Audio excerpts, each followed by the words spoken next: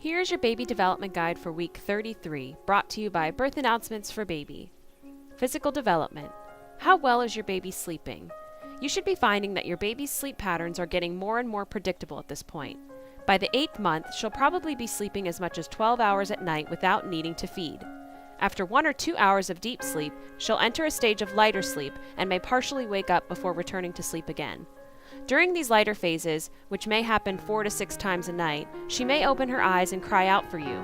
One technique for handling a baby that cries out at night at this age is called sleep training. First of all, wait a few minutes to see if she goes back to sleep again by herself.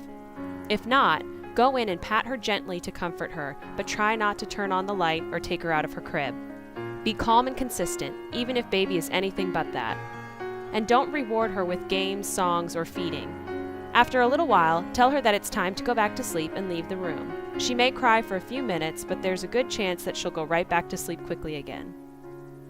Social development. Whether you realize it or not, you are your baby's first teacher, and the relationship and style of learning you create sets the stage for learning in later years. You will probably want to rely on one or more of 3 basic teaching methods: showing, shoving, and shaping. Let's define these terms.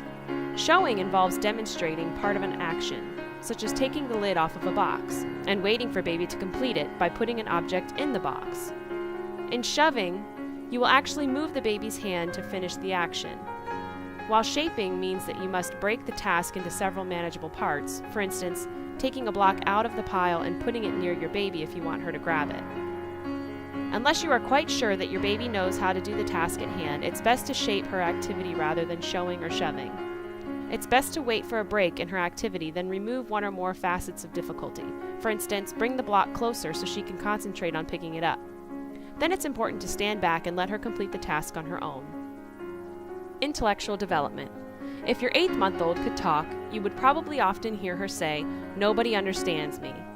Around this time, you hear your baby beginning to experiment with different sound combinations instead of repeating the same noises over and over. She's talking, mimicking the mouth and jaw motions of true speech. Although you may not have a clue what she's trying to say, be sure to respond with something like, "Really? That's great!" and give her a lot of encouragement.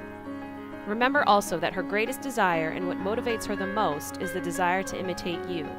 The more you talk, read, and sing to your little one now, the more likely it is that she'll soon be talking and singing too.